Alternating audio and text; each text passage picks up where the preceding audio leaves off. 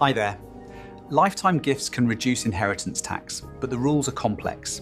In this video, we explain PETs. Hello and welcome. This explainer comes to you from ProTax Accountant, and we're here to help businesses and families get to grips with some pretty complex tax rules.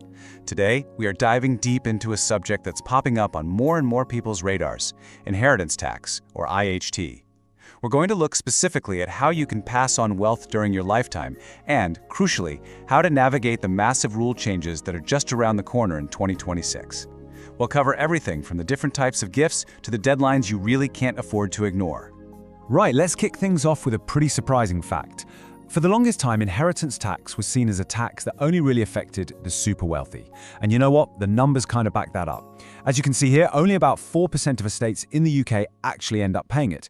For the vast majority, the other 96%, it just hasn't been a worry. But, and this is a big but, that picture is changing, and it's changing fast. The main reason is something economists call fiscal drag. Basically, the government has frozen the tax-free allowance. So while the value of things like your home keeps going up, the amount you can pass on tax-free is stuck in time. This is quietly pulling thousands and thousands more estates into the IHT net every single year. That 96%, well, is shrinking. So, if you want to plan effectively, you've got to understand the rules of the game. Let's take a quick look at the new landscape for inheritance tax as we head towards 2026. Okay, so every single person has two main allowances. First up is the nil rate band, or NRB, which is set at £325,000. Now, the really critical thing to get your head around here is that this number has been frozen solid since 2009. On top of that, you might have the residence nil rate band, or RNRB. This adds an extra £175,000 if you pass your main home on to your kids or grandkids. So what does that all mean? Well, one person can potentially pass on £500,000 tax-free, and a couple can combine theirs for up to $1 million. And believe me, the stakes are high. For every single pound your estate is worth over those thresholds, HMRC takes a massive 40%. It's one of the highest tax rates we have in the UK, which is exactly why planning ahead is so important. A 40% hit can really make a serious dent in what you intended to leave behind for your loved ones. This brings us neatly to one of the most powerful strategies for managing a potential IHT bill: gifting while you're still alive. But as we're about to see, the taxman doesn't treat all gifts equally. Let's break down the two main types: potentially exempt transfers and chargeable lifetime transfers.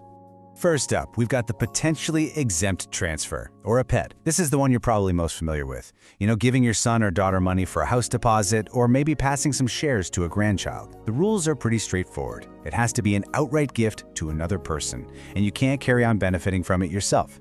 But the key word here is potentially. The gift only becomes 100% tax-free if you live for 7 years after you've made it. So, what happens if you don't make it the full 7 years? That's where the 7-year rule and something called taper relief kick in. This timeline shows you exactly how it works. If death happens within the first 3 years, I'm afraid that gift gets taxed at the full 40%.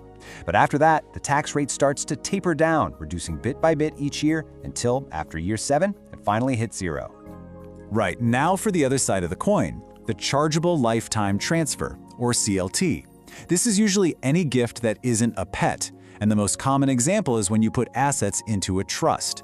Now, unlike a PET, a CLT can trigger an immediate IHT charge of 20%. This happens if the value of that gift, plus any other CLTs you've made in the last 7 years, goes over your £325,000 nil rate band.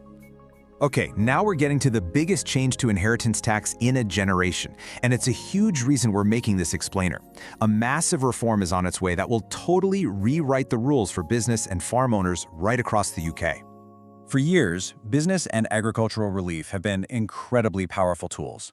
They offered a 100% unlimited exemption from IHT. A family business or a farm, no matter what it was worth, could be passed on completely tax-free. But from April 2026, that all stops. That unlimited relief is being scrapped and replaced with a £2.5 million cap. Any value above that cap will now be taxed. The only silver lining is that any unused allowance can be passed to a spouse, which could create a combined £5 million tax-free threshold for a couple. Now listen up, because this is the crucial warning. Even though the new rules don't officially kick in until April 2026, the clock is already ticking. To stop people making a last-minute dash to give away assets, the government has introduced anti-forestalling rules. What this means is that any transfer of business or farm assets made after October 30th, 2024 could still be caught by this new £2.5 million cap if the person making the gift passes away within 7 years. The window to act is already closing fast. Right, with all these complicated rules, caps, and timelines flying around, you're probably wondering how on earth HMRC keeps track of it all. This brings us to the really practical side of things, what you actually need to report. So, broadly speaking, there are two key moments when these lifetime gifts need to be reported. The most common one is on death. That's when the executors of the estate have to go back and list every gift made in the last 7 years on a form called the IHT 403. The second path is during your lifetime, and this is mainly for trusts.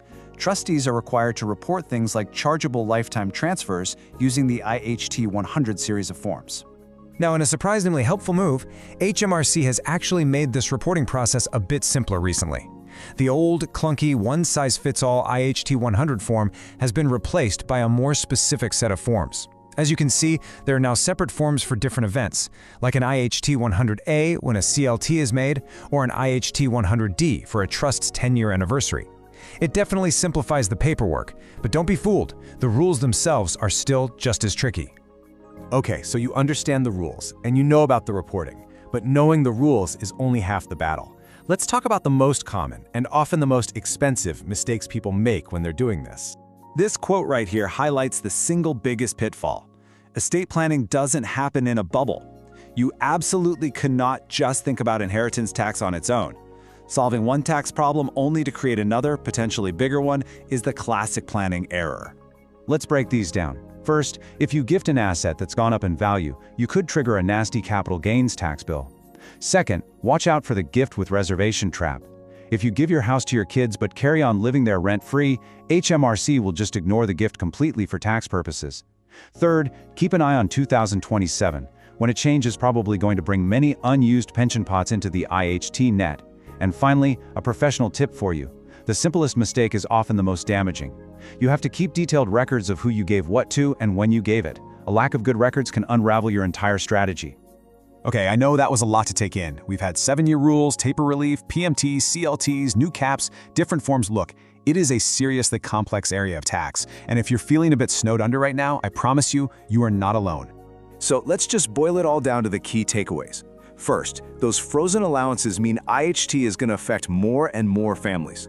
Second, that new £2.5 million cap is a total game changer for business and farm owners. You need to review your plans right now. Third, the real deadline to act is now, not 2026, because of those transitional rules that are already in place. And finally, always remember that good IHT planning has to consider other taxes, like capital gains, to actually work. Right, before we wrap up, just a very quick disclaimer. All the information here is for general guidance. It is not a substitute for professional advice that's tailored to you and your family's situation. And of course, tax rules can and do change all the time. If you're at all concerned about how these changes might impact your estate, getting professional advice really is the essential next step. The specialists here at Pro Tax Accountant can help you review your circumstances and navigate this new IHT landscape with confidence. For more clear and helpful explainers on tricky financial topics like this one, make sure you subscribe to the Pro Tax Accountant channel. We'll leave you with one final thought. With the tax landscape shifting so much, is your current estate plan built for the rules of the past, or is it ready for the reality of 2026 and beyond? Thanks for watching.